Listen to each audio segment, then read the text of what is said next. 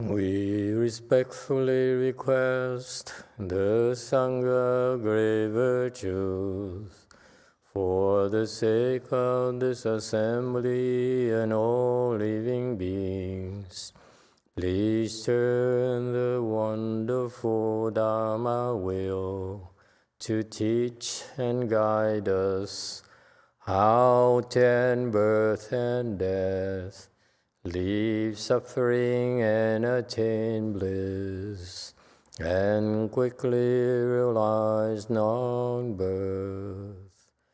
Cung thính đại đức tận thịnh, vì thứ pháp hồi cấp nhất thiết chúng sanh. Thịnh duyên diệu pháp luân, giáo đạo ngã mùng.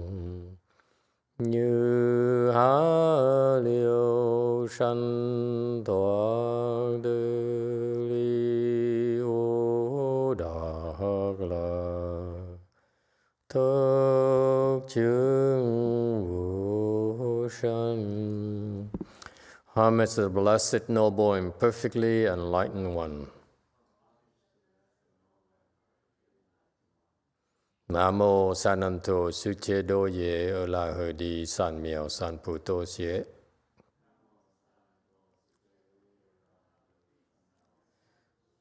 Nam mô Tathagata Toya Daya Alahade Tamio Tambo Da Toa.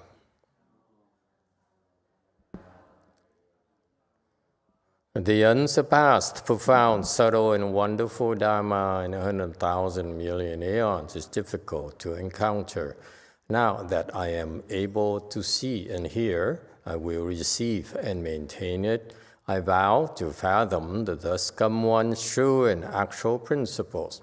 Wu shang sheng sheng wei miao fa bai jian wan jie nan zao yu wo jin jian wen de shou chi Yuan Jie Ru Lai Zhe Shi Yi. Buddhas and Bodhisattvas, Great Master Huineng, Great Master YongHua, great monks and nuns, and all good advisors, Emitofuo. 诸佛菩萨、六祖、师父上人、各位出家人、各位上知识，阿弥陀佛。Chư Phật Bồ Tát, kính thưa Lục Tổ, Hòa Thượng Kỳ Hoa, quý Thầy Cô và quý vị thiện sư Ca Di Đà Phật. Okay, hello everyone. Today is the 25th of June, 2022. We are here to continue discussing the Sixth Patriarch Sutra. We are on slide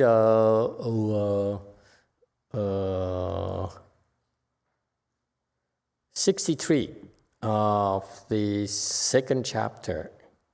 Thank you all for coming. Let's continue discussing the teachings of this great patriarch, one of the most illustrious patriarchs in the Chinese Buddhism. So it's a pleasure. So he has a vested interest in training us. Okay, he's Chinese, let's face it, which. So he's responsible for the big propagation, the big flowering of Chinese Chan in China. And I'm pretty sure he's also would like to see that happen here in the West as well, so that we can make this Chan Dhamma door become stronger and more useful for our times, which is sorely needed for our times. 63 texts. They often say, I cultivate prajna.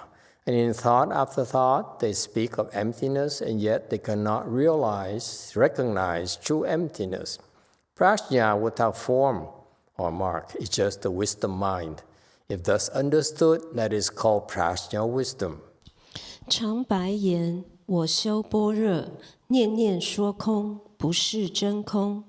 般若无形相，智慧心即是。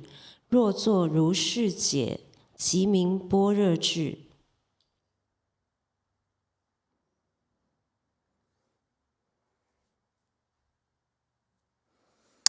Okay. 智慧心即是。Okay. I don't like I apologize. I was struggling a little bit with the English translation. Let me change it here so that it's cleaner. It's not what it means. Prajna is without form or mark. 智慧心即是. Okay, it is just wisdom mind. Little thing like that, just a few words here and there, is critical in conveying the Patriarch's teaching. The translator, I'm sure, could not understand the emphasis.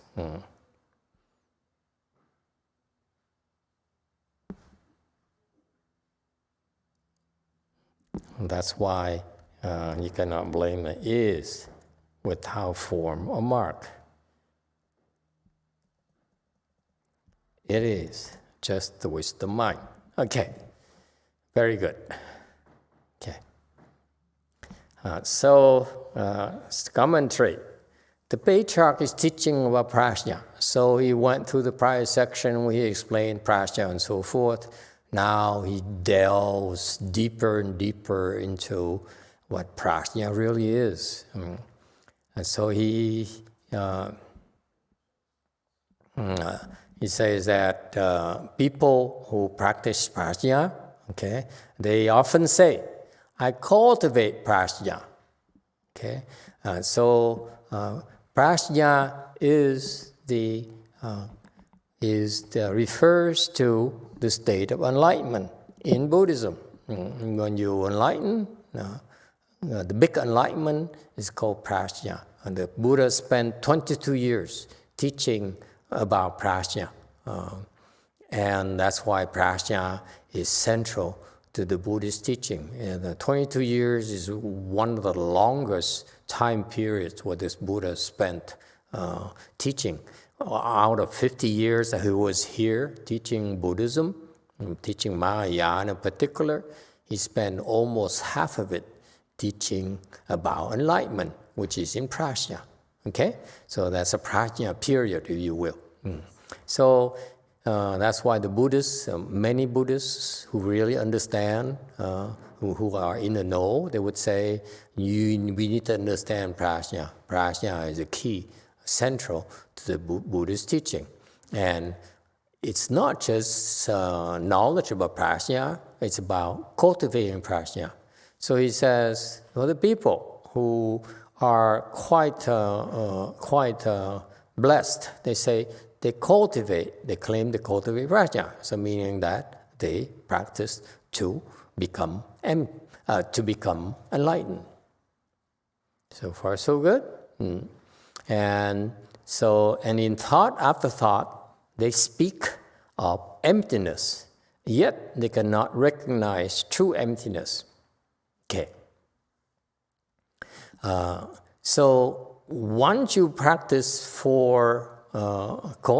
you shoot for enlightenment, then these people actually are pretty impressive. As you practice Buddhism, as you progress, you will experience more and more of this concept called emptiness, which is central to Buddhist teaching. Okay, as you go from scattered to first dhyana, you experience the first level of emptiness. Okay, and then you go higher, you experience more and more and more of this concept called emptiness. Okay, When I taught Chan the last 16 years here, I have not tried to explain to you emptiness as much because it's basically a concept. If you make progress, then you are increasingly experiencing more and more emptiness of the universe. Okay? So he's referring here in thought after thought, they speak of emptiness. Here, he's criticizing who? The sound hearers, the arhats and the Pratyeka Buddhas. These people have wisdom. They have a certain amount of wisdom. And these are typical representatives of the people who understand emptiness. Okay? So when you get to fourth stage arhat or Pratyeka Buddhahood, then you experience what is called the emptiness of the self. Okay? And they're very happy about that. They put an end to all the suffering. That's why they are very enthused about this emptiness thing here. That's why they go around telling people about how wonderful it is to be able to experience emptiness. That's what he's referring to. He said, because once you put an end to the ego, then thought after thought, you experience emptiness. So far, so good. In other words, if you still have an ego, you cannot experience emptiness because it's still a self who's at the center of everything you do, everything you perceive. Therefore, you really can't know emptiness at all. So these fourth stage arhats and Pratyeka Buddhas in general, we refer to them as sound hearers. They experience emptiness and they speak of emptiness, so they know what they're talking about, this emptiness of the ego, yet they cannot recognize true emptiness. Below the fourth stage arhat and the Pratyeka Buddhas, you cannot experience the ego or the emptiness of the ego.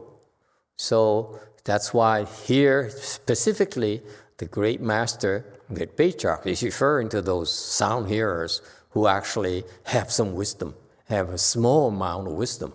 That's why they can say that they experience emptiness.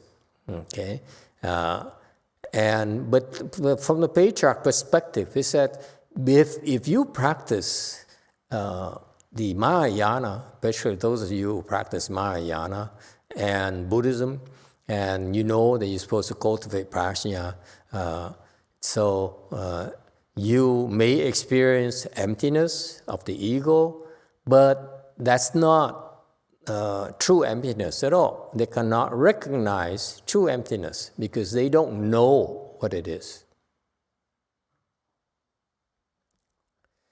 Okay?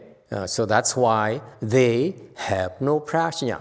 So therefore, the sixth Patriarch continue. He says, what is his prajna here? The prajna wisdom here? That is something, when you experience prajna, when you cultivate prajna, it is a state where there's no form or mark. What is no form or mark?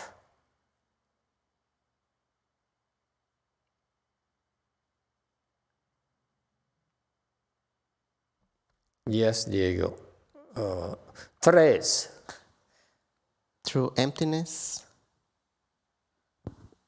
no form and no mark is true emptiness. Very good. It's without form or mark.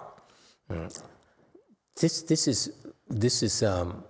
I'll explain it to you in a different way than the Chinese would. Okay. The master say here. He says prajna without form, meaning that when you look outside, it's called form. Form is outside objects. You see shape of a human being, shape of a horse, shape of a monkey. Okay, those are forms. So far, so good. Forms of female forms, male forms, animal forms, and so forth. Buildings, okay, monuments and so forth, those have forms. Forms are what you perceive with your sense organs. So form here refers to things that are seen with the eyes, with the eye organ. But it's only used as a representative of all the sense organs. So it also refers to the ear organ. Okay. So form also includes here. Form also includes the sound people are making, the smells that you are registering, objects of touch that you are in contact with. Those are external objects, or they're called dusts. So prajna without dust, meaning what? Meaning that, does it mean that when you look at a person, there's no person? Does it mean that person is invisible woman?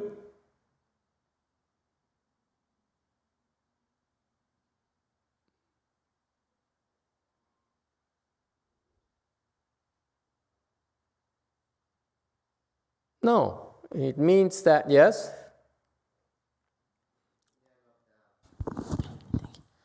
The what? They see the person, but they don't see the form. They see the real nature of the person. What is the real nature? The Buddha nature. Buddha nature of a red car? God, you are crazy. How can cars have a Buddha nature?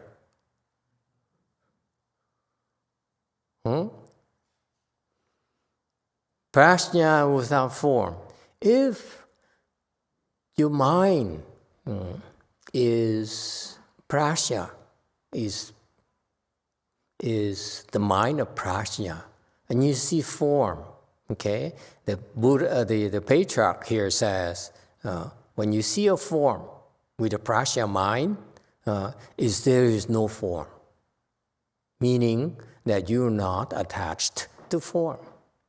You don't ask for it. You don't attach to it. You don't get impressed. You don't get afflicted. Is it clear? You don't get afflicted by forms. You don't get afflicted by insults or sound. You don't get afflicted by flavors, good food or bad food. You don't make a face when Gu Yin, puts in too much salt in the food. She's not even insulted. This woman has prajna. Hit her in the head. She's sleeping. She has no prajna. I'm kidding. Okay, just throw something at her. Okay? Do you see? Prajna without form, meaning that you're not attached to the six sense objects. Is that clear? You don't attach to money, okay? Which is a piece of paper, a check. You don't attach to food, which is flavors. You don't attach to sound, meaning someone praises you. You don't get excited. Master scolds you. You say, oh, Master, it sounds like music to my ears. More of it, please. Anyone? Okay? Or you say, I love this nice fabric. Oh, this fabric here. I know for some reason the fabric down here is so rough. Fabric and DT, Dharma Church, is very thick and smooth, Anyway, so you don't attach to the six sense objects. In particular, the real test for you is that when someone scolds you, someone praises you, are you attached? If you are attached, you're afflicted by that, then you have no prajna. Is it clear? This is how you should listen to sutras. You should listen to sutra because these are the truth about you. This is a superior knowledge so that you can gauge where you are. Okay? And so if you have practice wisdom, it's without form. So far, so good. Or mark. Mark is general word for form. Okay, mark is anything that is perceived. So that's why the patriarch made sure that we understand the concept, not simply people would say, oh, it's without form. Then people say, okay, then I won't attach to form, but I can still like flavorful food because food is not form. Okay? No, that's why he added mark. Mark also is a general term for all the 6 sense organs that you register through the 6 objects that are registered by your 6 sense organs. So far, so good. Your prajna is without form, without mark. Any questions? So this is a problem with cultivators, especially people like sound hearers. They talk about wisdom, they talk about emptiness, but they are still attached to marks. In what way? They are attached, for example, to something called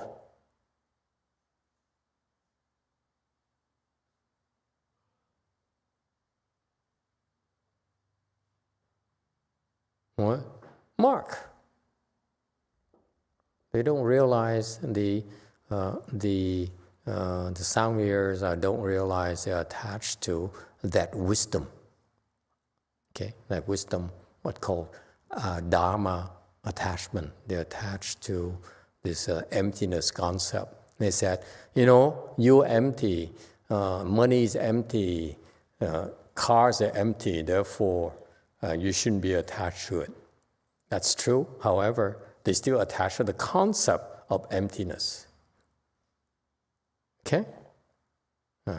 Yes, 6. From Trin, I have this question for a while. Master talked about 1 ear in, 1 ear out in listening to Dharma, but also encouraging questions. Isn't asking question involving thinking and reaction most times?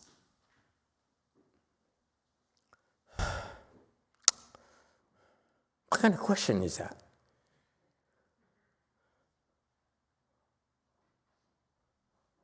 Answer her. I have the same question. Somebody beat her up. So, Master, you always tell us to listen 1 ear in, 1 ear out, but then you say in the future we have to lecture, but I don't remember anything. Let's try this. Do not duck.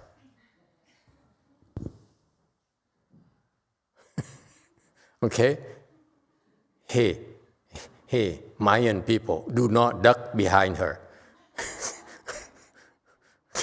You mean being caught in a crossfire.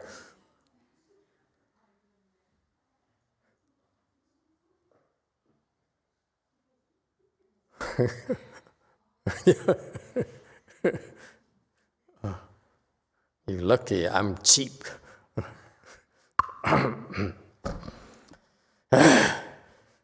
So frustrating after all these years, and people who I thought are on my side are actually ambushing me in public. Okay? If you go in 1 ear, it goes out the other. Okay? Does that mean you cannot ask questions?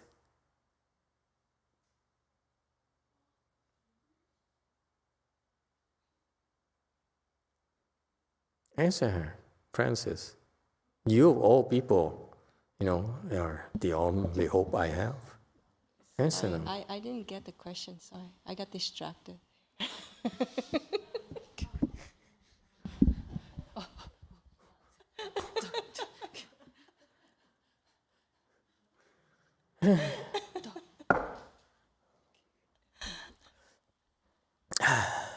How can you answer someone who thinks like that? Okay.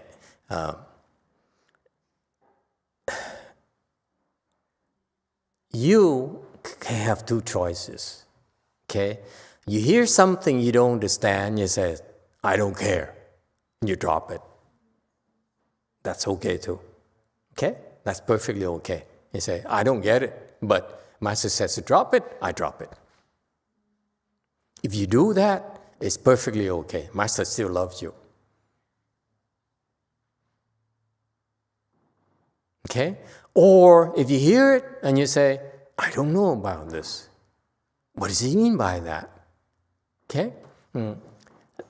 Then you have the option of saying, let me ask on others' behalf. There will be other people who just don't understand the way I do.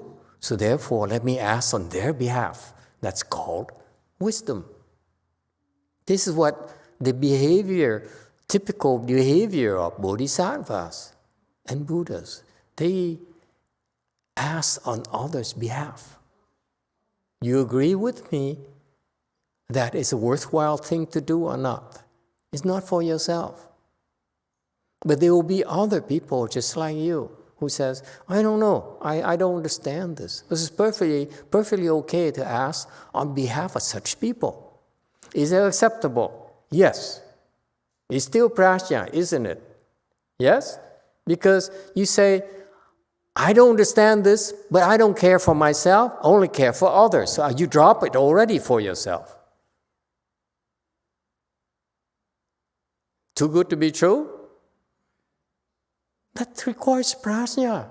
I'm teaching you to develop that ability, okay, to do things for others instead of, I don't understand this, I disagree. It's the I there. You understand? The same thing. You hear it, you say, I don't get it, but you drop it anyway because who doesn't get it? Who cares who doesn't get it? You see that? Got that? But if you ask, then it's okay too if you ask on behalf of all the people who have such questions. It's never about yourself. But these two women, all they think of all day is themselves. They say, me, I don't get it.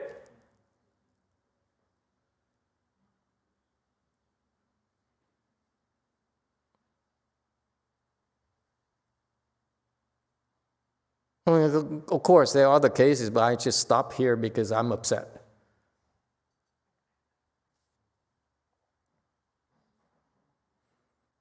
Anyone? Just follow instructions. Ask questions. Because you feel like, ask questions. You don't feel like, don't ask questions. Well, you ask questions is in order to help everyone, not just yourself. That's how you ask questions. Hey, woman, you get it? It's going to be a long one, a long lecture.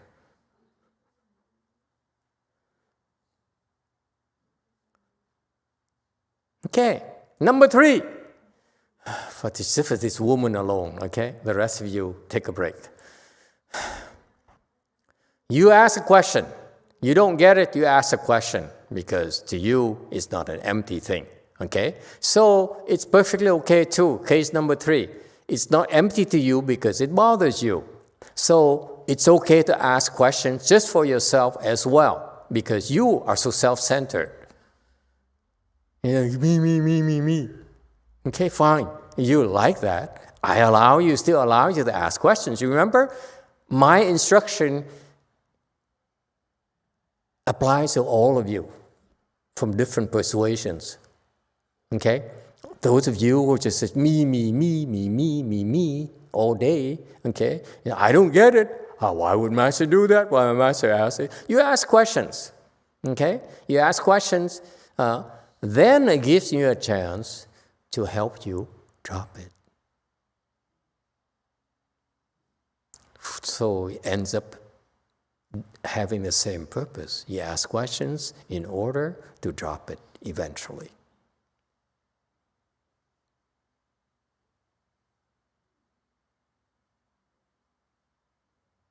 You don't look impressed. Seriously?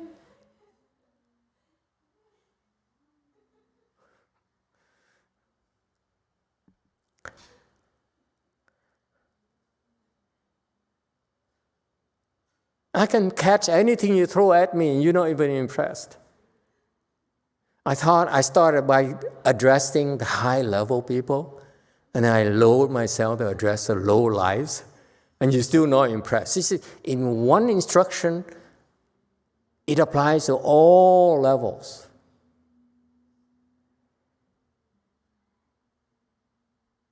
Okay, think about it. Okay. It is just the wisdom mind, or the mind of wisdom. So prajna simply is the mind who is in a state of wisdom, not a state of confusion. Meaning that prajna is only when prajna is active, okay, you're able to think in wisdom, in a state of wisdom.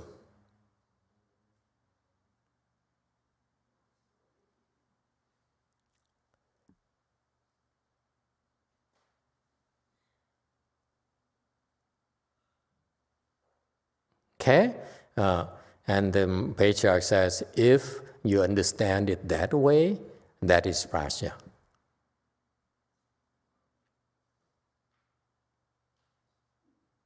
'66. What is meant by paramita? It is a Sanskrit word which in our language means arrived at the other shore, and is explained as apart from production and extinction. 何名波罗蜜？此是西国语，唐言到彼岸，解义离生灭。 Okay, now he says, what is paramita? Paramita, in general, is the Sanskrit word that means arrive at the other shore. And what does it mean, arrive at the other shore? It's arrived at the shore of nirvana, arriving at the shore of nirvana from this side of the river, side of the ocean, where there's birth and death. And you arrive at the other shore, there's no more birth and death.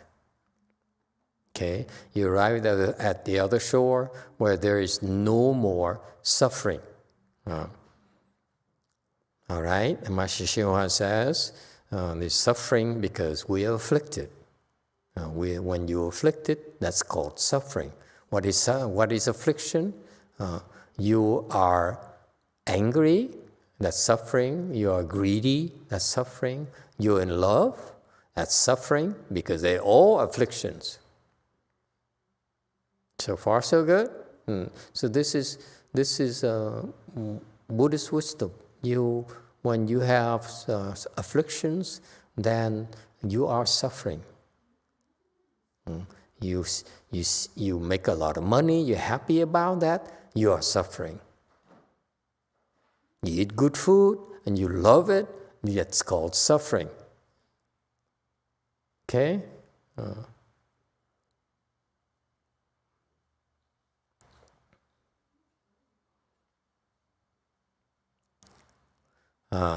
And so the suffering is like waves on the water surface. What is it? Why the analogy of waves on the water surface?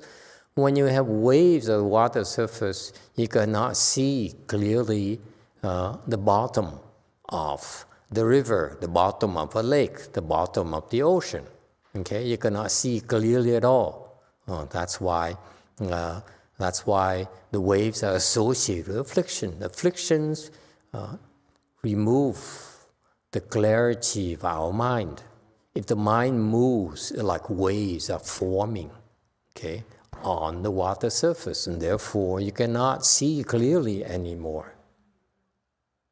Okay? And therefore, paramita, the master Huineng says, paramita is the absence of production and extinction. What's production and extinction? Production is something that arises, extinction is something that dies. So what is he referring to? What rises? Thought. A thought arises and a thought dies. That's production and extinction. Production and extinction. So our minds are full of production and extinctions. We are continually thinking, giving rise to thoughts, and they die. You think, then we create a thought, and it dies. We create a thought, and it dies. That's why we are always, constantly suffering. We are subject to production and extinction.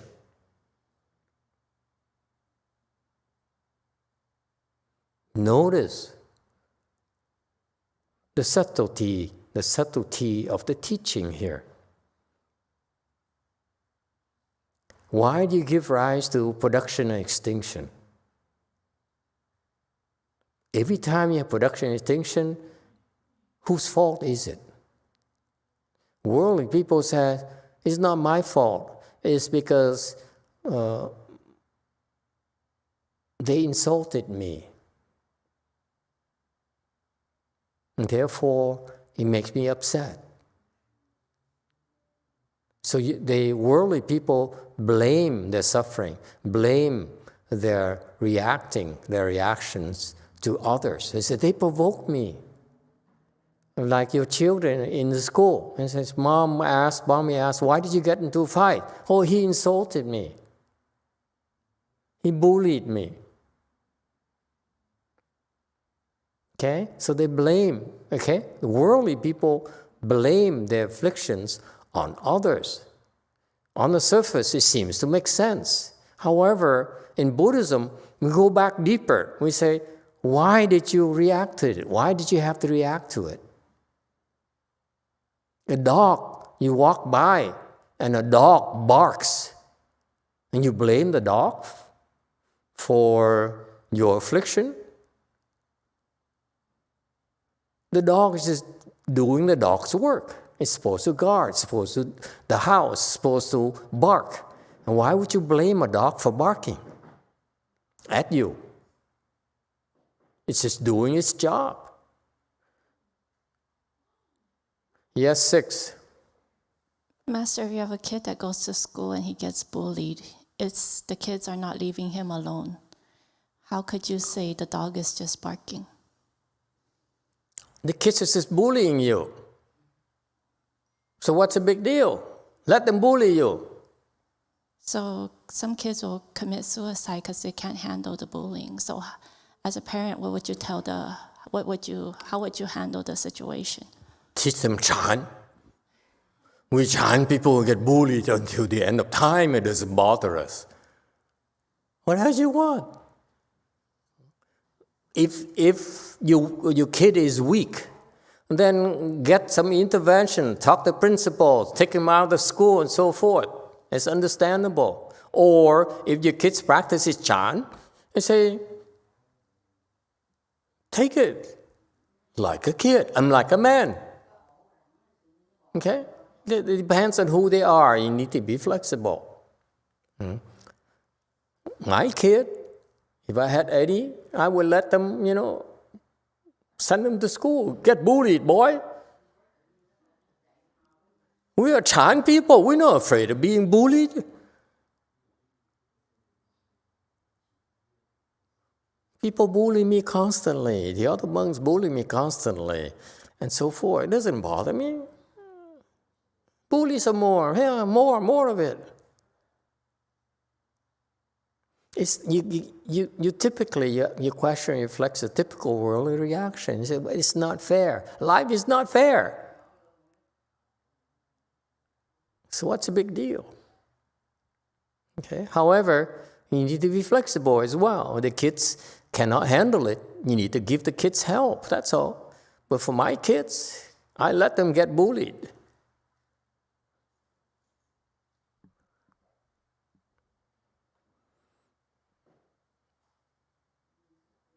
Okay, so we have production and extinction, and paramita is being a part of production and extinction, meaning that no matter what happens, the dog barks, get bullied, insults, winning a super lotto,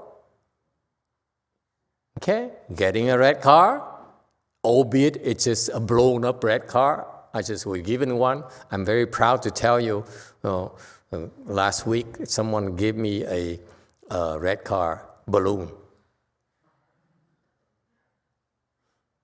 I was not even excited.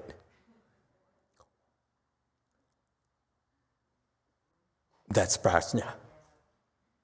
No production, no extinction. Okay? Yes, Mama. What? Yeah, the red car is way up there. Người ta tặng thầy cái xe màu đỏ, thầy không hào hứng quá, thầy treo cao quá vậy thầy. Cái bong bóng thôi em ơi. Cái xe, nó thầy ngồi trên xe đàng hoàng. He says, your level is that high. I say, no, it's just a balloon.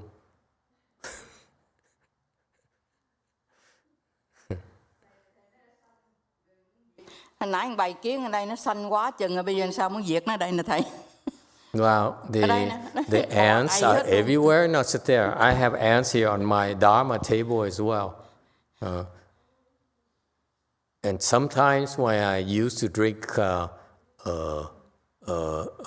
cannot name that, that drink that Warren Buffett owns, shares in. Not Coca-Cola. Okay? I used to drink Coca-Cola, and on hot days like this where the ants invade your houses, right? It's too hot outside, they invade our properties, our houses. Yes or no? They're everywhere, not just my houses, all everywhere, even the temple. I see ants everywhere. And they're hungry, so they send scouts everywhere to look for food.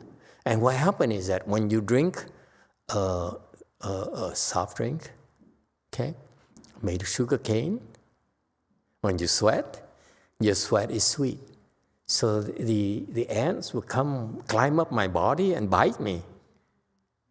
And I go, ooh, ooh, ooh. So that's why I stopped drinking on the hot days. Stop drinking Coca-Cola. I switched to Pepsi.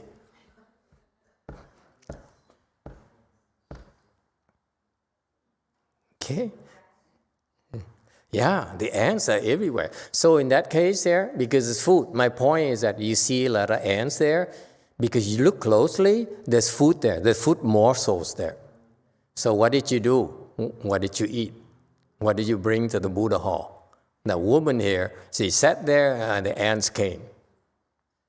Okay, so what you do, you take a vacuum cleaner and vacuum that area, and the food morsel will be done, will be gone, and the ants will leave, that's all. Okay? Why you look at me?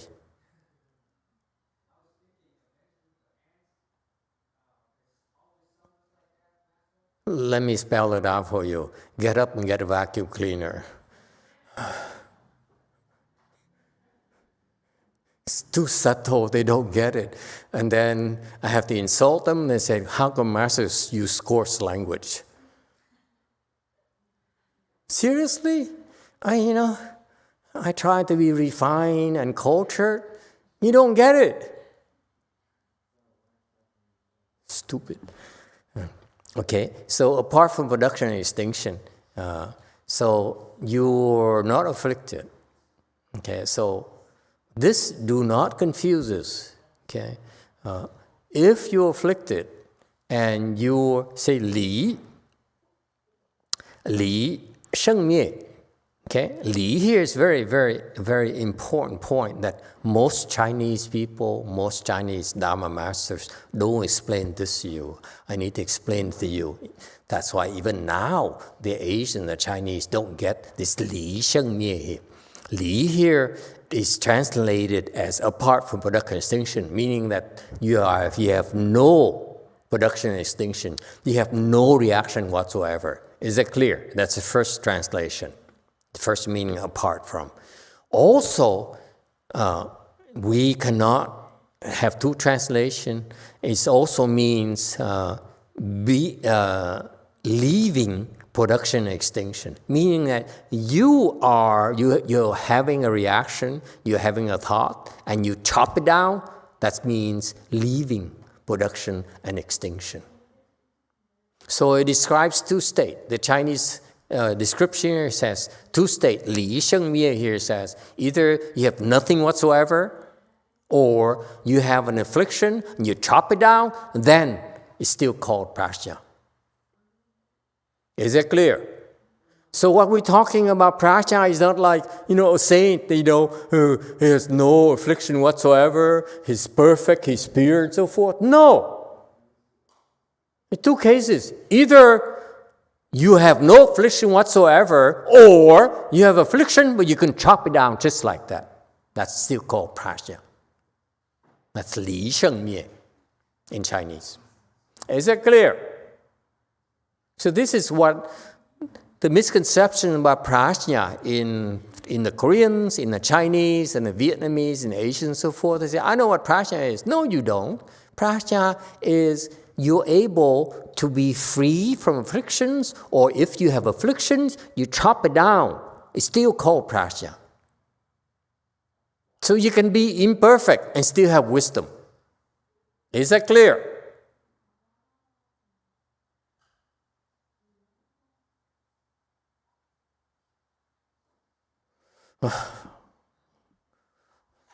Continuing, I give up. 68. This is the same vein of the question. You ask a question, same thing. You have an affliction, okay? You ask a question, okay? So my answering you will help you chop it down quicker. Hey, woman, is it clear? That's why I encourage you to ask questions, because it helps you chop down your affliction quicker. Then you were to do it on your own. Stupid. See, she reacted right away. I mean,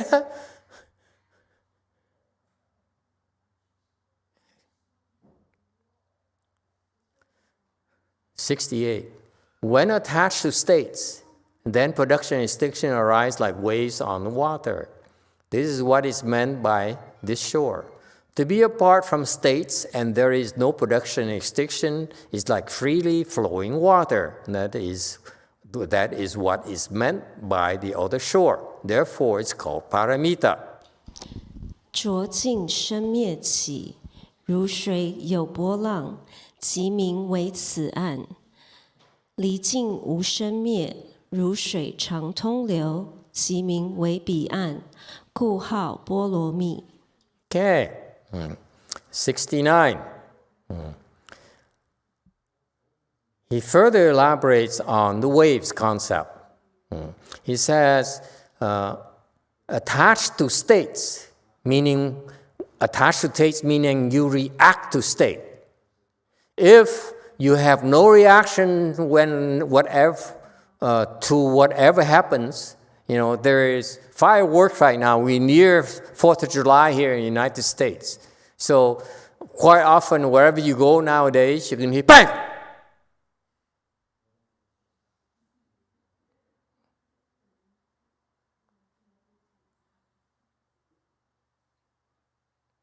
Okay? And people would be startled. That means attaching to loud sounds, loud noises. Okay? That's what it's meant by attaching to states. A state of noise, states of flavorful food, state of winning the super lotto. Those are states. Okay? Someone praises you, that's a state. Someone insults you, that's a state. Okay? So attaching states. When you have an attachment, in other words, attached state means when you have an attachment, when you attach to something, then production and extinction arise like waves on water. When you have an attachment to something, then automatically the thought are produced and then die, produce and die. Each attachment has a production and extinction. Production and extinction. Is it clear? Like waves on water. By the way, waves are just production and extinction from our attachments. That's why they're waves on water.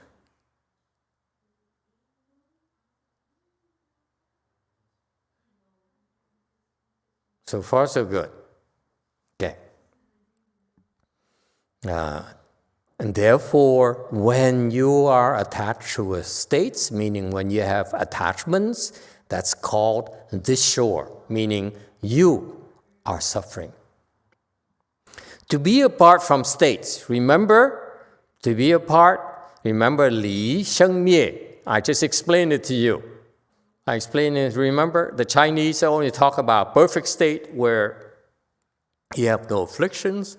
I explained to you that that's not what the hidden meaning behind this is that in Mahayana, okay, we choose to be afflicted, but we chop it down so quickly.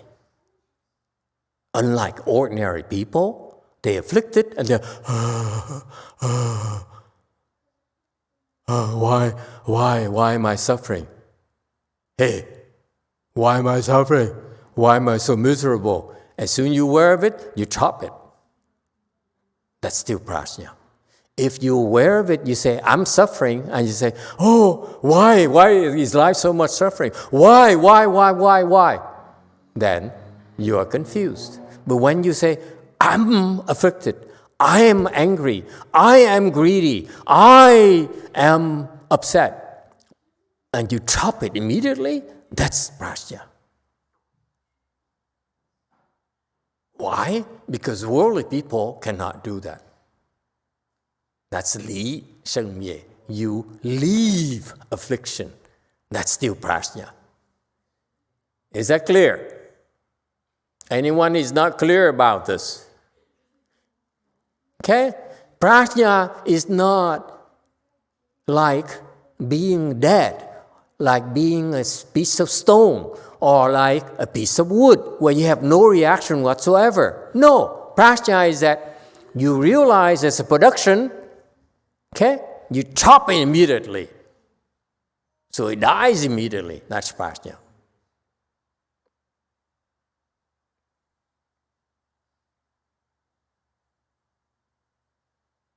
Only enlightened people can do that. Unenlightened people cannot. So why do I tell some of you, you're enlightened?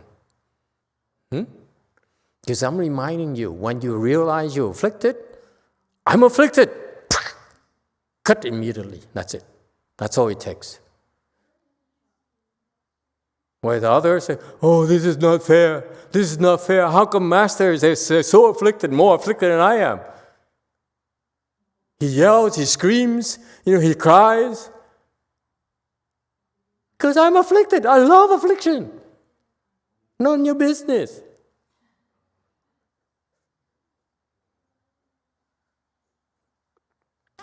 Okay? So to be apart from states, meaning you chop down your affliction, your attachment, you recognize, oh, I'm attached to a red car. Bang, done. You sell it. Okay? To be apart from states, the other shore, that is called paramita. So the paramita here refers to the fact you go from affliction to no attachment. From attachment to no attachment, that is paramita. That's all. It's very simple.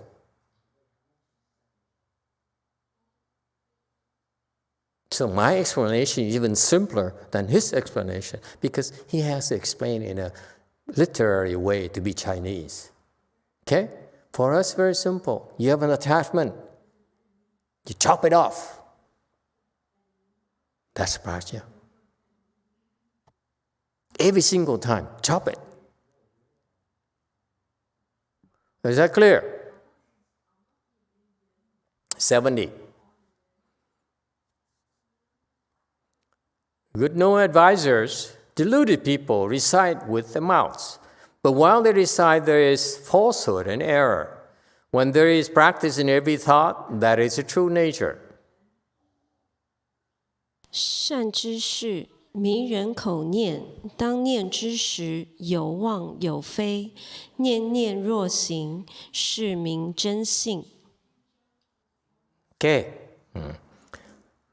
71. The patriarchs now gives examples, and in particular, this is to help the students there in the audience. He says, you guys, I just explained to you the principle behind it, okay, what prajna is, what is paramita. However, okay, don't just listen to it. This is about you, okay?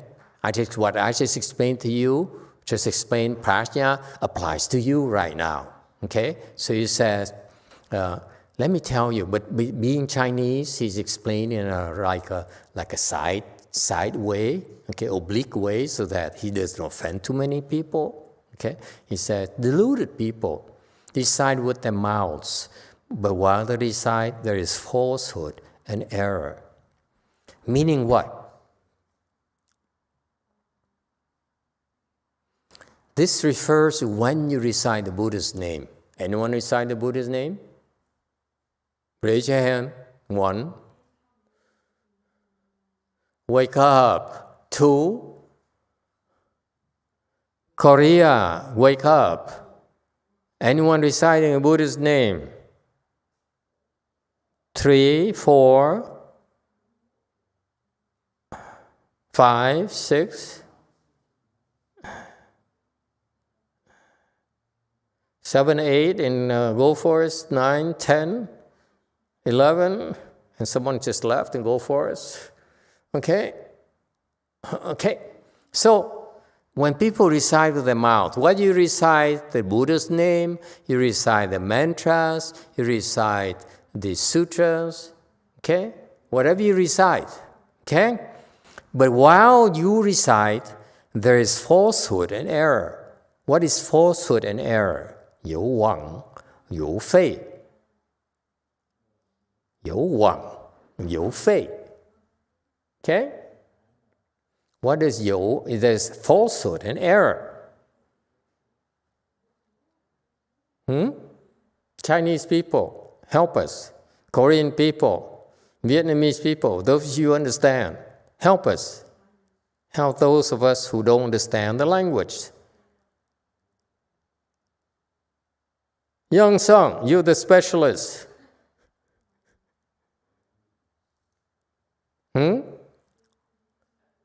What is 有妄有非? How about so old? You translated my book. Huh? What is 有妄有非?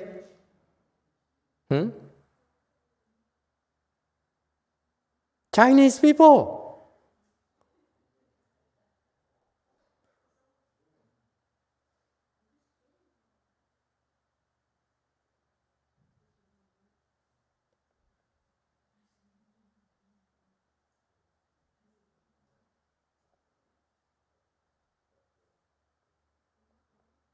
Anyone?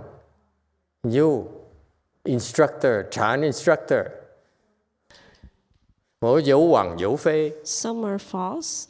Some are, when you're reciting, it's actually, you have false thoughts. That's 妄. How about 非? It's wrong. It's incorrect. What's So what's incorrect?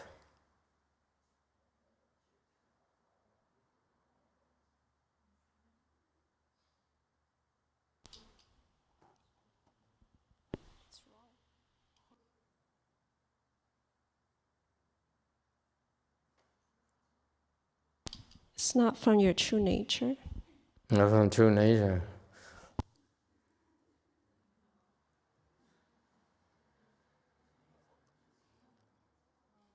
Four.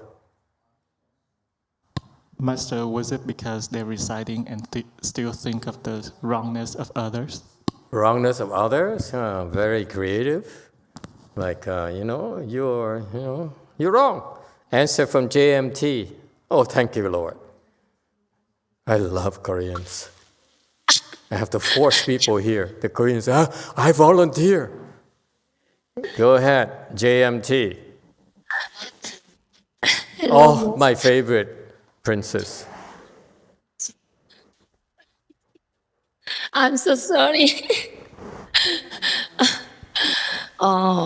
머리로는, 그러니까, 생각으로는 아미타부를 연보를 하지만, 다른 생각으로, 밥을 빨리 해야 되는데, 배고픈데, 저 사람이 이걸 나한테 모욕을 줬네. 이건 저 사람이 잘했네. 이런 식으로 생각으로는 머리로는 아미타부를 하지만, 실질적으로는 다른 생각들로 계속 이어나가는 것이 망념이고, 그것이 잘못된 연불이라고 생각합니다. 상우님 괜찮으세요? Okay? Translation. I can't get this. She speaks too fast.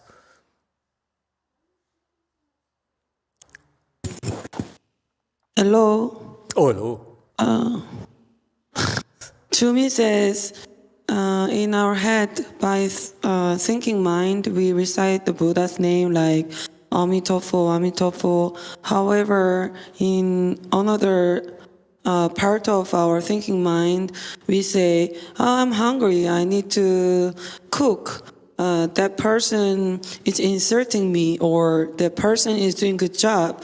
So by the head, we are reciting the Buddha's name, but in the reality, we have four thoughts. Therefore, that is a wrong way of reciting the Buddha's name. Oh, such a beautiful answer. Anyone else? 5. Same, Master? Almost the same? Well, Two beautiful answers? No,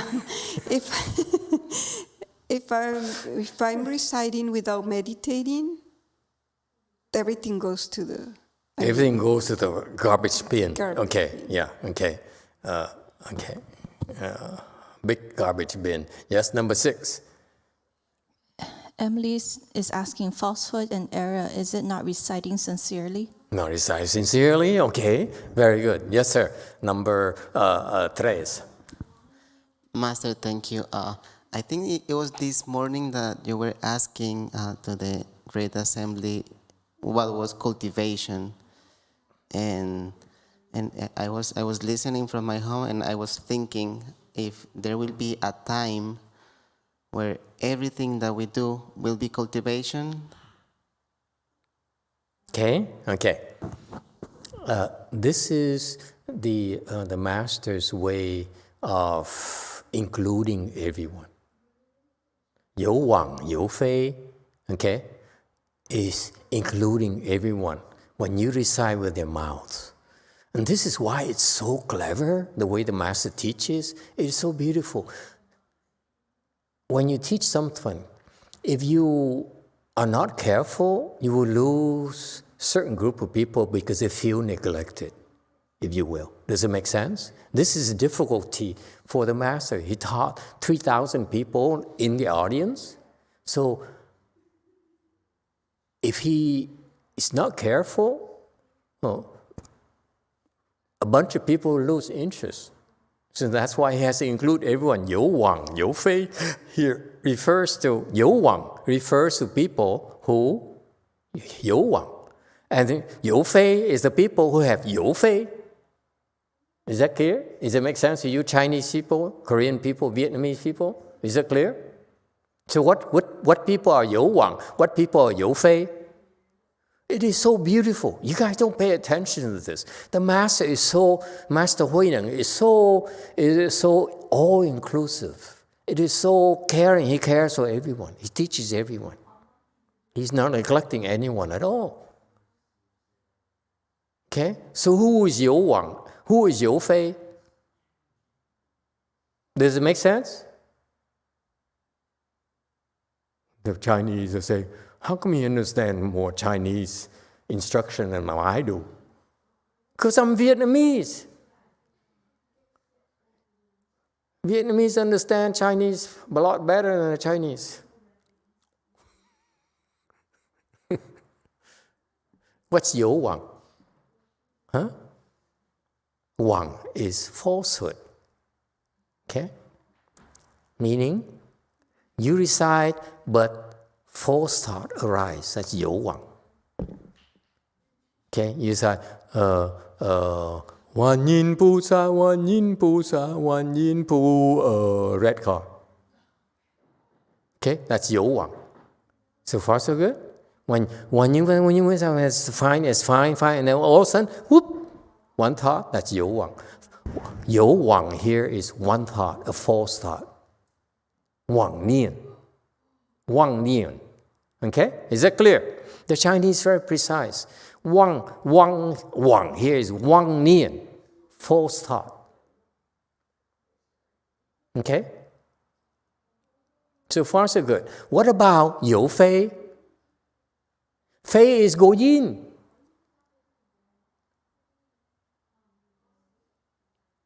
Her. For us is Yu Wang, Yu Fei. Okay, Yu Wang. But for her is Yu Fei. You understand? Because she's about Shu Fei.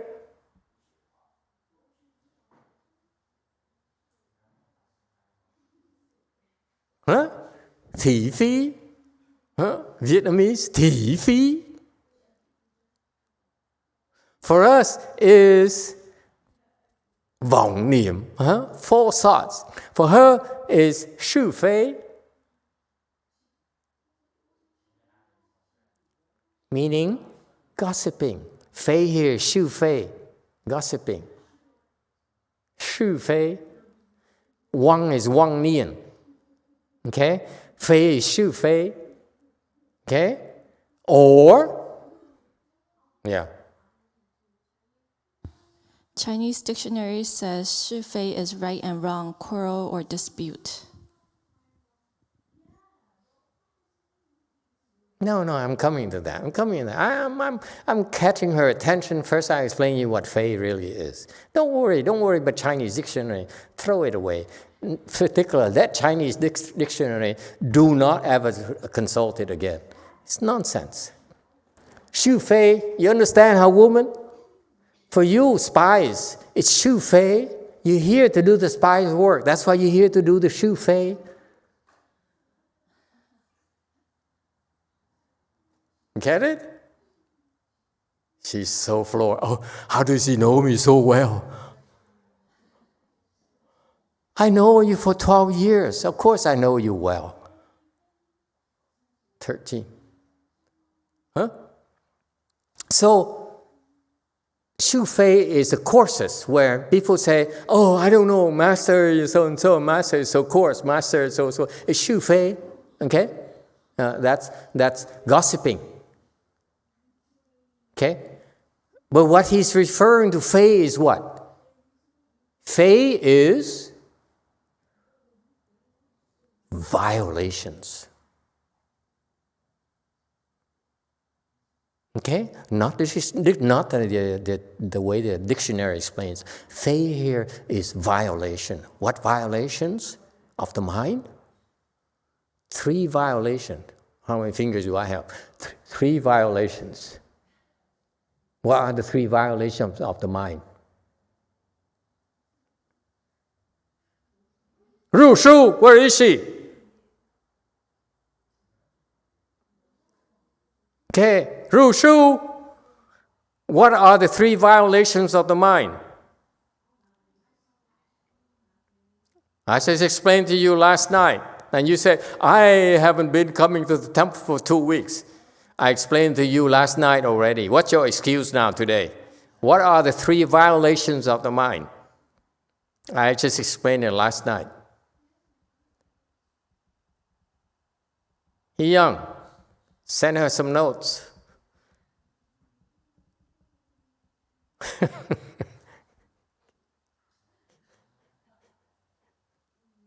Huh? What are the 3 violations of the mind? Huh? Aha, that's it. The minds? 네. Yeah. Have 3 things. They are bad. The mind is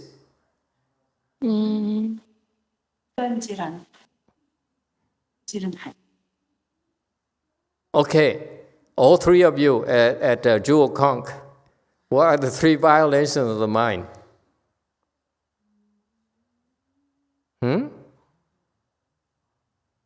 1, 2, 3. 1 is greed. Number 2 is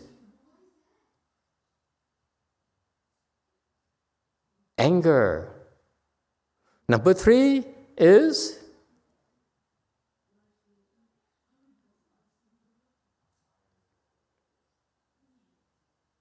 shame. what? greed, 탐진치 세 가지. Tansenji, that's right. Tansenji. The mind has 3 errors. Okay? The mind is greedy, that's an error. The mind is angry, that's another error. The mind is stupid, that's a 3rd error. Which mind do you have, Haru Shu?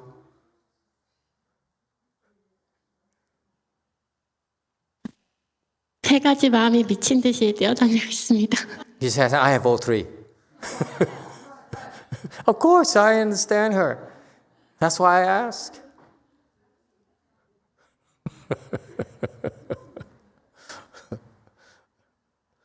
Is that clear? So does it make sense to you now? 有忘, meaning that people who recite but have a false thought. They, instead of reciting Buddha's name, they think about something else. Okay? That's the falsehood, the Wang Nian. Okay? The false thought. 有非 is the mind is greedy. It's much coarse. It's not just a thought, but the thought of greed, of anger, of stupidity. That's for the people who don't cultivate at all. You have very little wisdom. That's why they still have lots of thoughts of anger, of greed, and of stupidity. Is that clear? It's not something that you need to analyze. You need to go see a therapist about. You just look at yourself. You say, when I recite the Buddha's name, do I still have thoughts of anger? Do I still have thoughts of greed? Then my mind is pretty coarse, pretty stupid. Okay? I need more work. That's all.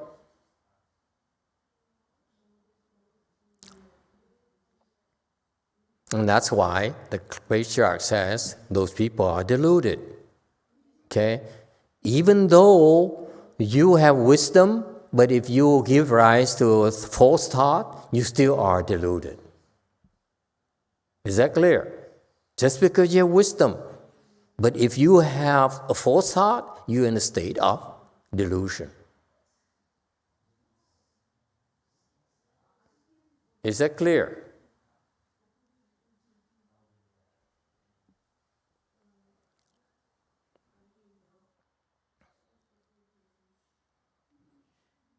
Okay. Practice in every thought, that is a true nature. Okay? What is nian nian rou xing, shi ming zheng xi? He's referred to the fact that what I just spent so much time elaborating for you. If in thought after thought, okay, if you're practicing, that is called true nature. It's referring to the fact that you're practicing and you see, in thought after thought, you are reciting Buddha's name, you are reciting sutras, and you're aware that a false thought arises, okay? and you deal with it immediately, that is called your true nature.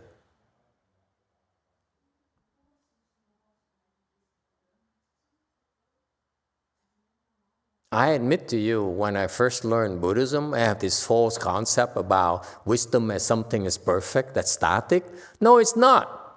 It's a work in progress. You keep at it.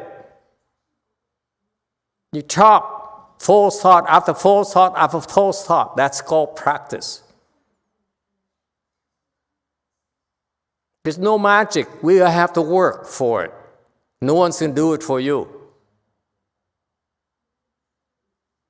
This is where Buddhas are helpless, that cannot help you at all. Bodhisattva can't help you. You have to help yourself. You have to chop down and leave your false thoughts. That's all. Only you can do it. No one else can. Is that clear?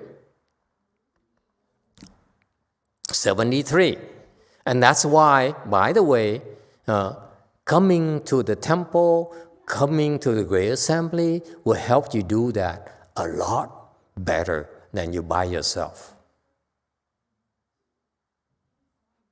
By a factor of 100, by a factor of 1,000, by a factor of 10,000. That's why the Chinese practice is so advanced. It's called Great Assembly. That's the best way to practice this. Nian, okay? In the Great Assembly, thought after thought, if you chop down the false thoughts, that's called true nature. Isn't that beautiful? The Chinese have the wisdom we don't have. 73. Awaken this Dharma, that is a Prajna Dharma. Cultivate this conduct, that is Prajna conduct. Not to cultivate is to be an ordinary person, but in a single thought of cultivation, you're equal to the Buddhas. 悟此法者是般若法，修此恨者是般若恨，不修即凡，一念修行自身等佛。74. I've been fearing that I've been going out on a limb explaining to you that, as long as you have a thought and you chop it down, that's prajna. He's confirming it right here. Let me elaborate for you for one more time. This is so important concept. Awaken this Dharma, this Prajna Dharma, meaning that this is how you practice, how you cultivate the Prajna Dharma. Is that clear? Okay, let me elaborate, he says.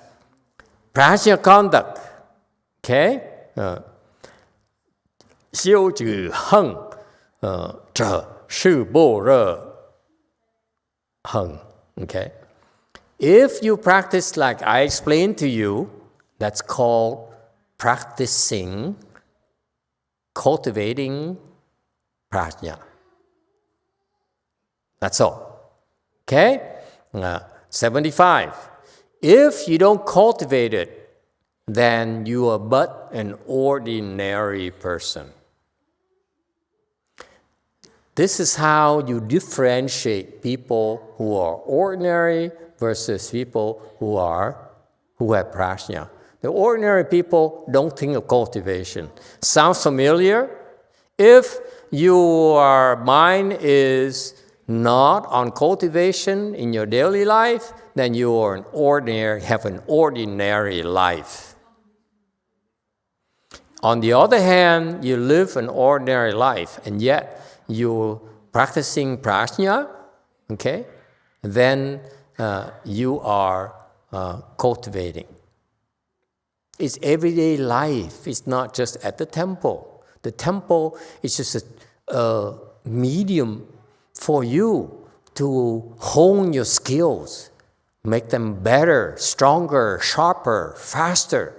But you're supposed to apply that at home, at work, everywhere. If you don't, you're living an ordinary life, meaning that times, if you want to connect with ordinary people, you live an ordinary life. You're just like them.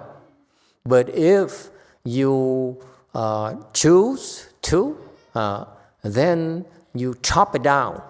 You cut down your thought, you cut down your affliction, you cut down your errors. Then you are practicing prajna. It's your choice. Is it clear now? That's what cultivation is. Cultivation is not something that's you hide somewhere. No, it's everyday life.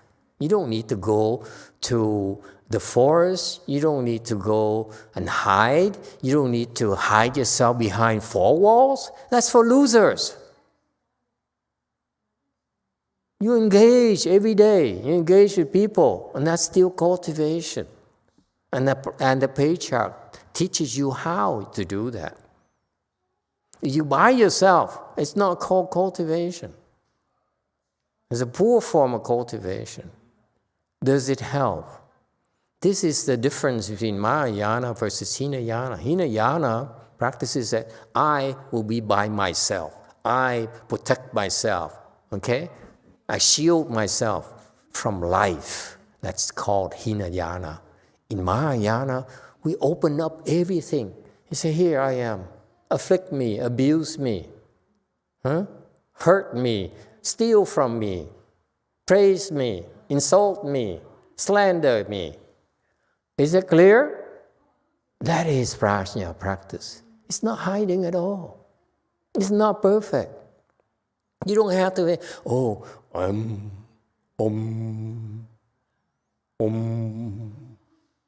so above you.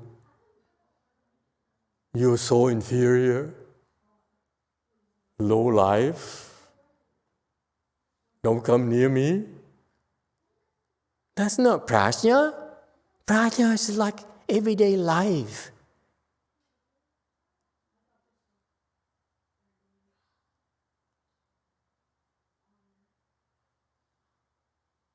I don't get why Master Shiva didn't teach my generation that. I don't get it. That's not prajna. If you have to hide, it's not prajna. Prajna is you get dirty, you roll up the sleeves, you pick up, excrement. You get dirty, you get insulted, you smell, you smell like you stink. Yes? It's not like you're perfect. You have no affliction whatsoever. That's not possible unless you're a Buddha.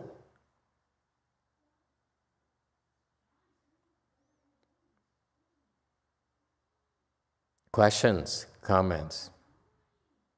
Okay?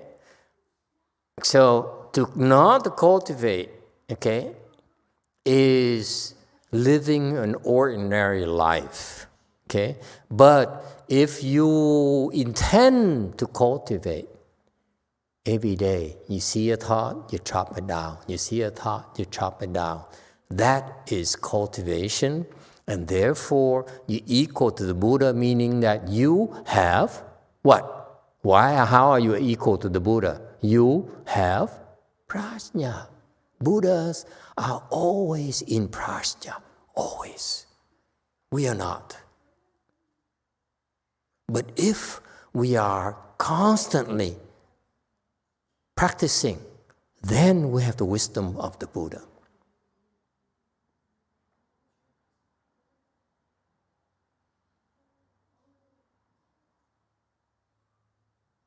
Questions, comments?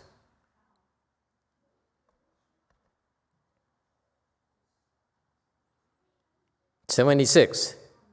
Good knowing advisors. Ordinary people are Buddhas and affliction is Bodhi. Previous thoughts, if deluded, are those of an ordinary person. Subsequent thoughts, if enlightened, are those of a Buddha. 善知识，凡夫即佛，烦恼即菩提，前念迷即凡夫，后念悟即佛。Okay. You see what he's trying to do?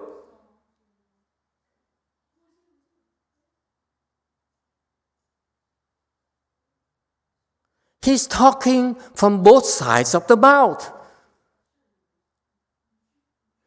He says, cultivation is you chop it off so that you're not afflicted. But then next he says, actually, when you're afflicted, you're still Buddhas, okay, because affliction is body. And that is Mahayana teaching. It's called Xianren. What is that called again? The middle way. The middle way. Is that clear? The middle way. Yes, 3. Thank you, Master. Maybe the sixth patriarch is saying that maybe because to teach like humbleness to the other ones, when they see like prajna, maybe they tend to feel like better than other person or something like that. No. Oh no, this is the day of spies. I'm so afflicted. I'm having a headache. So you can tell I'm an ordinary state. Okay, but I will. Okay. He says, good no advisor says, those of you who have wisdom, those of you who are practicing wisdom, so far so good. Ordinary people are Buddhas and affliction is Bodhi. Okay? Ordinary future Buddhas and affliction are source of Bodhi. I don't know whoever made this commentary, sucks. Probably Master YongHua. It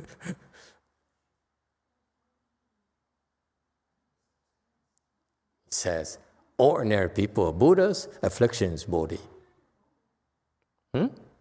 What does it mean? Remember, I gave you a clue already? The middle way. Okay? He says, freedom from affliction, you have no friction, you're the Buddha. Right? Remember that? Okay? You chop it down, you be a part. That's the Buddha. You're the Buddha. You have prajna. But now he says, don't do it. You still are Buddhas. Anyone has a problem with that? Especially Korean people. The Korean people say, can you just be specific, please? It's one is one. You're going to say one is two, or 3, or 4, or 5.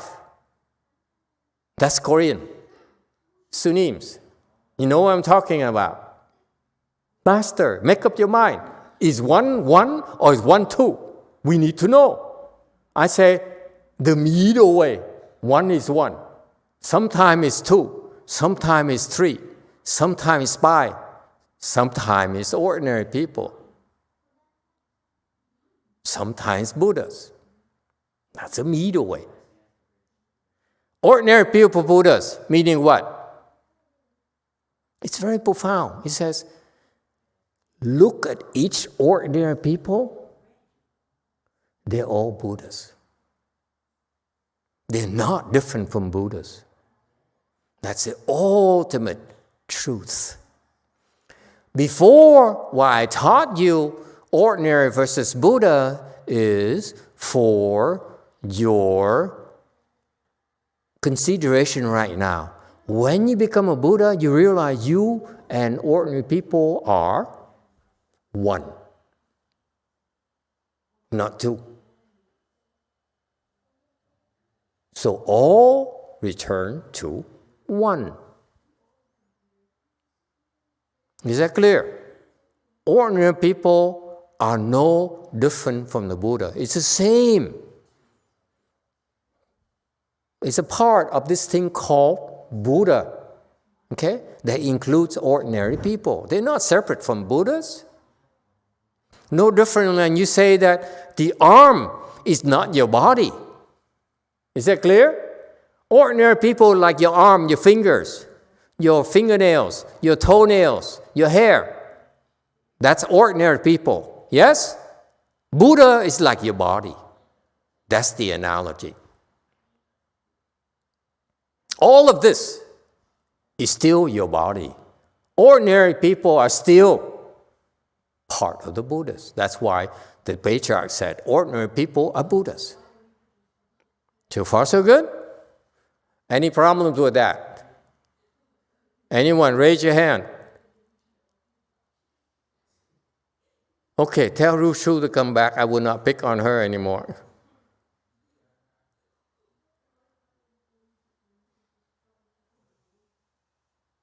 Okay? Anyone? Okay? Affliction is body. Same principle. Okay? Affliction is actually wisdom. Affliction is actually enlightenment.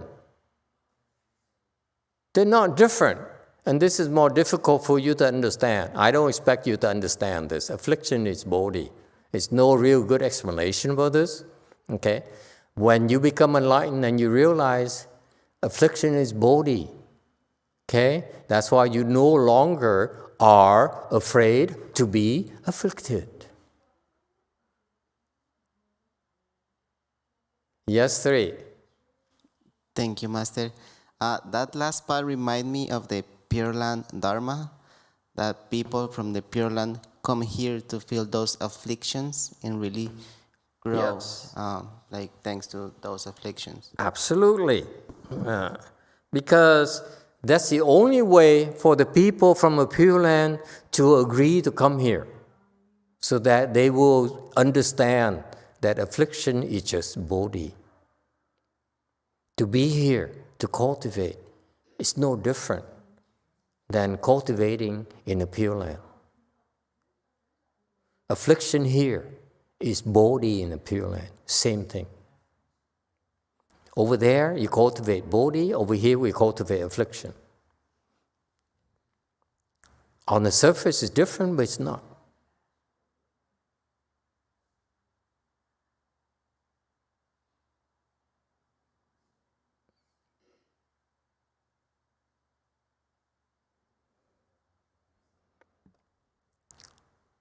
You see, there's hope for us, in other words.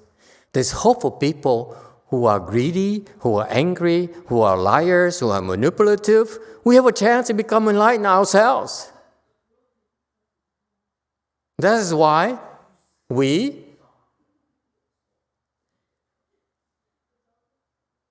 are all embracing. We embrace people who have not taken showers, especially for today. Not easy thing to do. Ew.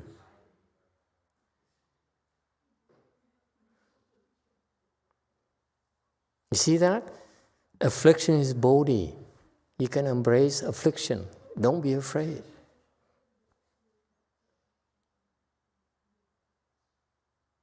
Don't reject affliction.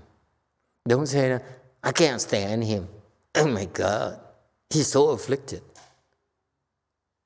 If you can embrace his affliction, it's body.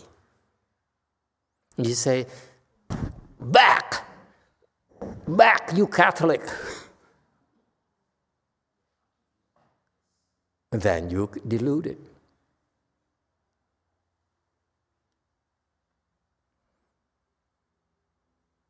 Why did you lie to me? No, lie to me some more. Lie to me. Abuse me. Mislead me. Cheat me. Steal from me. That's body. See, the kids are enjoying themselves. Master is so funny.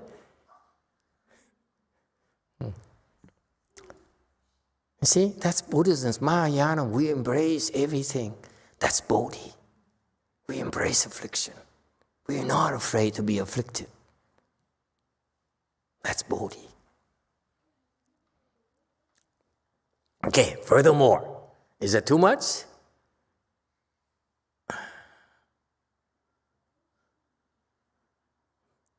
Previous thoughts, if deluded, are those of ordinary person. Subsequent thoughts, if enlightened, are those of the Buddha. So don't worry about previous and after, previous or subsequent, doesn't matter. He's referring to, again, this literary thing. He's simply talking about if your thought is deluded, then you're in a normal, ordinary person mode. If your thought is enlightened, meaning a thought of prajna, okay, then you are in a state of enlightenment. That's all there is to it.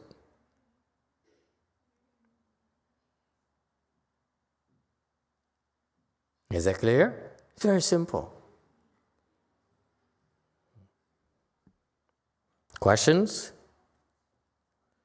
79. That's why we embrace everyone. There's no need to discriminate. Okay? Past thoughts of attachment to states are just afflictions, and future thoughts apart from states are just bodhi. 前念着境即烦恼，后念离境即菩提。 Again, it's literary way of expressing the concept by contrasting past and present, past or future. But it doesn't matter. Whatever thought, okay, it says any thought that arises from attachments to states, any type of attachment will create thoughts. Then you are afflicted, in a state of affliction. However, if you have no thoughts, okay, thoughts apart from states, meaning whatever happens, you have no thought arises because of the attachment of those states, then you are in a state of enlightenment. You have prajna. How does it apply to us, ordinary people? This has implications. Okay? If you give rise to thoughts, then you're afflicted. If you don't give rise to thought, then you're bodhi. What does it mean? It means that when you think, then you are confused. When you don't think, then you have wisdom. So, when you're afflicted, in other words, what are the consequences? When you're afflicted, when you realize that you have thoughts of anger, you have thoughts of greed, you have thoughts of trying to manipulate people, trying to gain an advantage, that is called delusion. Cut it out, stop it. That's called wisdom. Don't act upon those thoughts. Am I making myself clear? Does it help? We're talking about all of us. These thoughts will arise, thoughts of greed, anyone. Thoughts of anger. How dare you insult me? How dare you slander me? Anyone. How dare you bully me? Anyone. How dare you criticize me? How dare you come here and spy on me? Huh? Okay? When such thought arises, then you are deluded. Chop it off immediately. Then you are enlightened. You have wisdom. That's all there is to it. Thoughts will arise.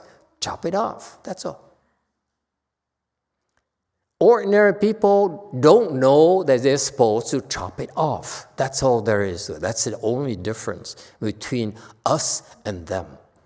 They cannot chop it off. If you can chop it off, then you have prajna. You know,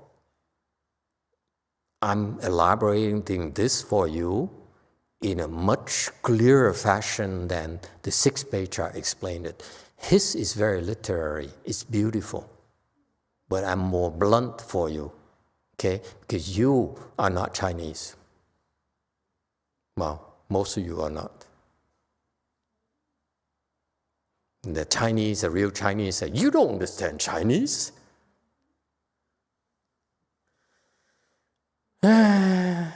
Question in the back. Those. Master, I have one theory question, one real problem. The theory one is, how do you have a false thought without having tan chen chi? Is it possible? You are right. It is a stupid question.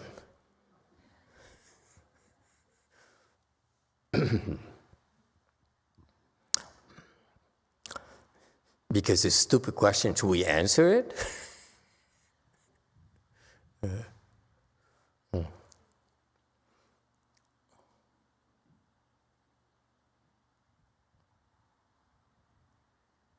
Must you ask?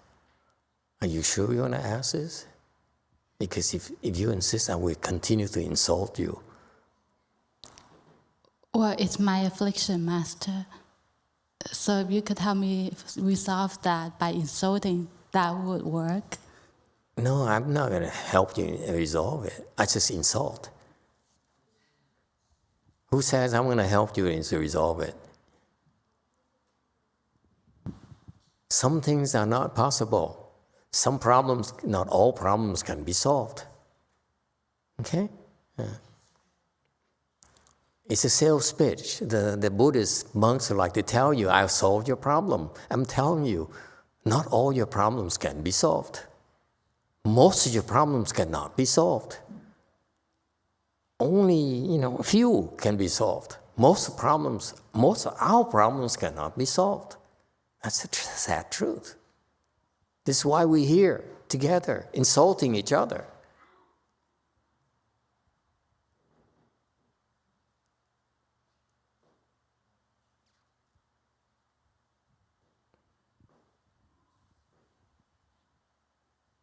I just picture Jumi and her husband going home after this and say, "You stupid, so are you. No, you more stupid. No, so are you." And that's called prajna.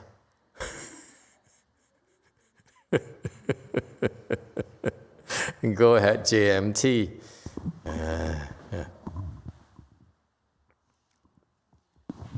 네, 저는 오래 앉기를 한 지가 한 3주째 되는데 지금도 계속 자선을 하지 못하고 몸이 말을 잘 안 듣는데 옛날에는 생각이 많아서 몸을 지배했는데 지금은 몸이 말을 안 들어서 그 마음을 지배하고 있는데 어떻게 하면 이 어려움에서 벗어날 수 있는지 질문드리고 싶습니다.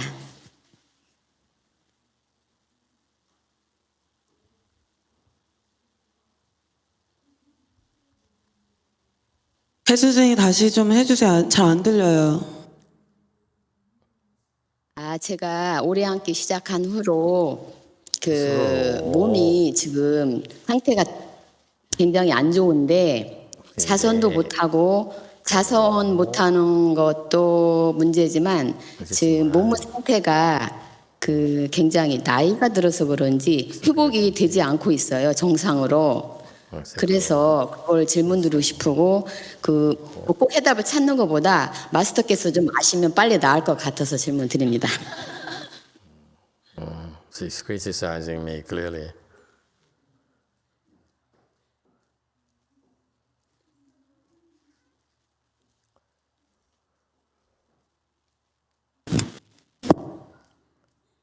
This is a question from Haesun. Since she said she did a long sit, she has a bad body condition, so she's not able to sit and meditate after the long sit, and the body is not recovering. She's not asking to find any resolution, but more like if Master knows, then she believes that the recovery will be better, so she's just mentioning it to you. So she says, I'm not asking, but tell him anyway. It's the middle way. I'm not asking, but you let him know. Very good. You have some wisdom. When you have long sits and your back hurts, it means that you have a back issue. Let it happen naturally. It will heal by itself. Okay? It's a good thing. Don't worry. But for now, if your back is hurting after a long sit, give it time so that it heals before you do it again. Okay? Be patient. Okay, so then I asked on commentary on slide 80, who needs Buddha, who needs good no advisors, because everything, either afflictions or bodhi. The thing is that it's not a concept. It's about someone telling you where things you cannot see yourself. The difference between you and a good no advisor is this. The good no advisor simply is a mirror. Okay? Reflects who you are, your afflictions, your weaknesses, your errors. That's what good no advisors do. Good no advisors are not supposed to praise you.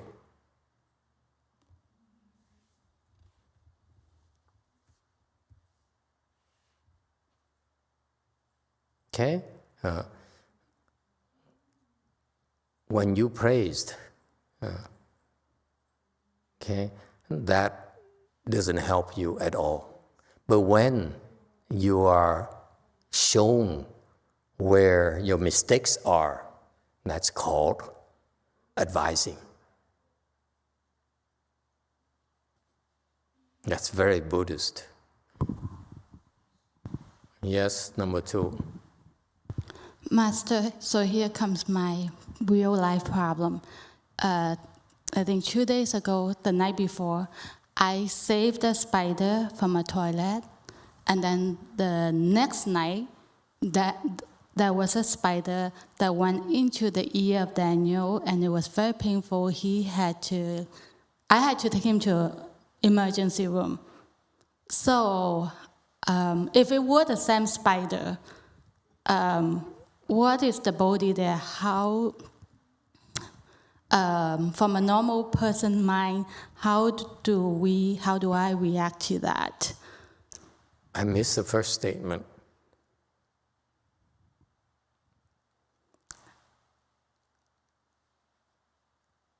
I couldn't hear the first statement.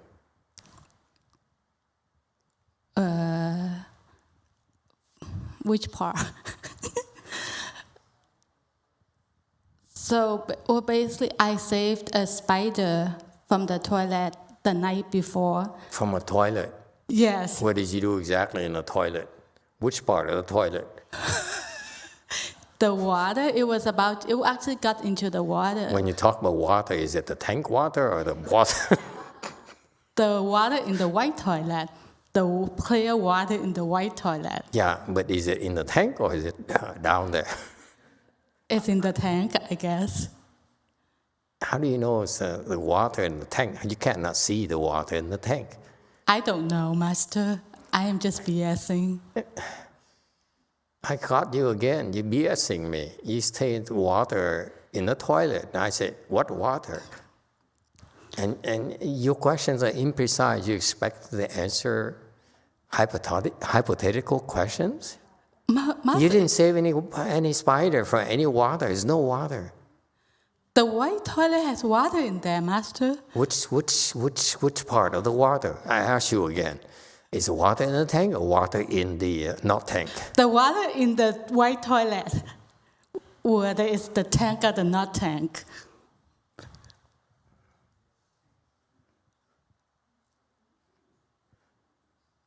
Answer her. The toilet bowl. The tank or the toilet bowl? The toilet. Well, the toilet bowl. I'm trying to be literary because I thought she's Chinese.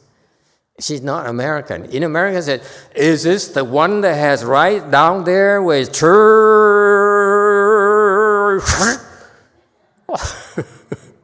or is it the one that... That's American. See, I asked you in a Chinese way, is that the tank in the bowl, the water in the tank, or is it not in the tank? It's only two parts, tank or not tank. That's Chinese literary style. Which one is it? Not tank. Not tank. Thank you very much. See how simple it is. Okay, now continue with the question. So then the spider went into Daniel's ear, and The water went to his ears, or the spider, the next day, Daniel So had a spider. wait. So the spider brought the water from not the tank into his ears. No, Master. The next night, 24 hours later, about 24 hours later, Daniel was sleeping. There was a spider that got into his ear, and he was in extreme severe pain. Is that the same spider? Assuming that it was. I see Well, my with problem. the Her question is so confusing. She doesn't know which spider, doesn't know what water, doesn't know what spider it is. And I'm supposed to answer her questions? So for normal people mind. But so you know what? I'm not afflicted. But I may raise my voice, but I'm not afflicted at all.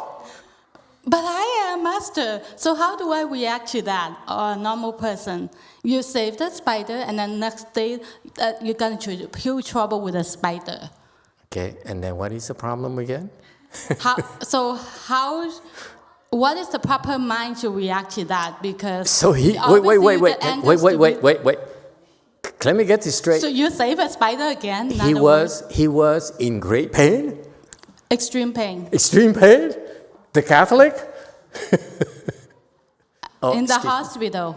The Catholic was in extreme pain. With everyone. The spider in there. Everyone.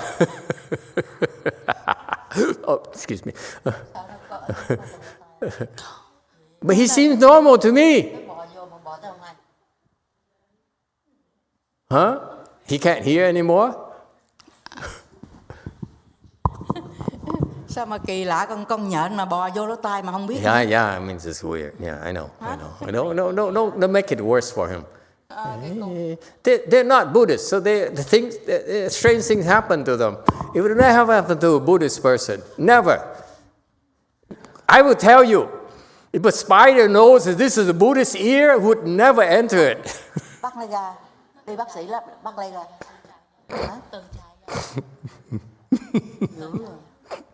Yipche likes it. So I'm so glad I'm Buddhist. So what's the problem again? Should I save another spider the next time, Master? And it costs money, it costs trouble. But you don't know. You're not for sure that it's the same spider. So it's a moot question. It's irrelevant. What you do is when you can save some living beings, save some living beings. But how and do then it gives you a chance. Can I finish, please? And then it gives you a chance to save another living being when the spider climbs into a non-Buddhist ear. It's the best of both worlds. But Master, how do I answer when Daniel got really upset with me and he say, you see, that's the trouble. You save a spider and now it gets me in trouble and he's very afflicted at me. So how do I face that, Master? But honey, it says it's not a Buddhist spider. We're not responsible.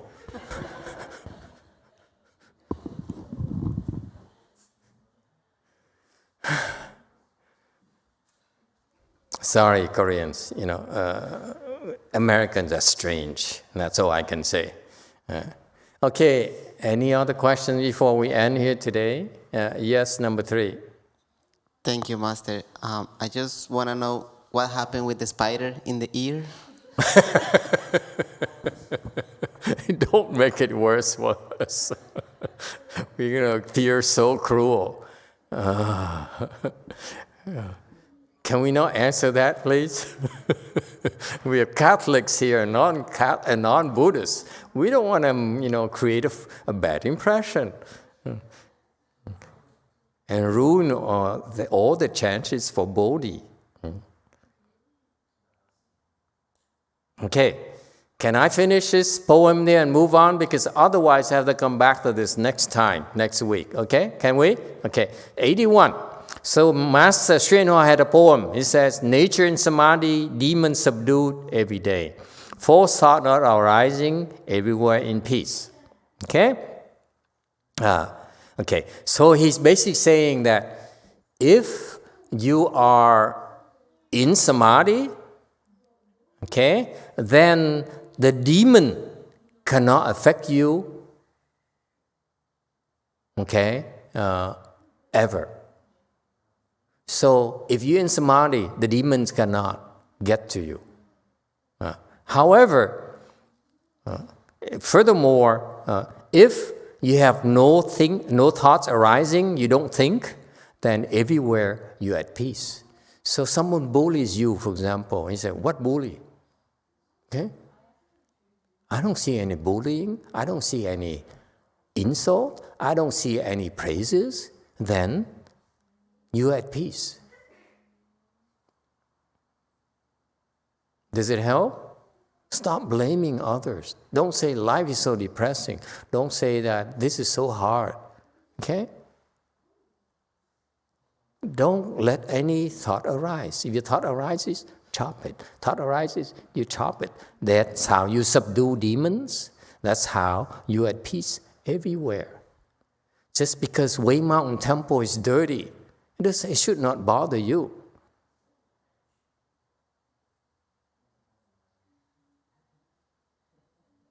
Just because someone asks stupid questions, I'm not bothered. Okay? What stupid question? There's no stupid question. Just stupid people, but no stupid question. And they're demons coming here to afflict us.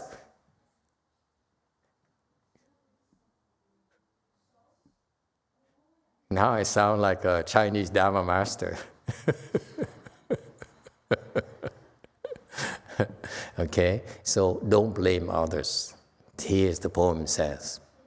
Okay, whatever happens, don't give rise to a thought, then you're at peace.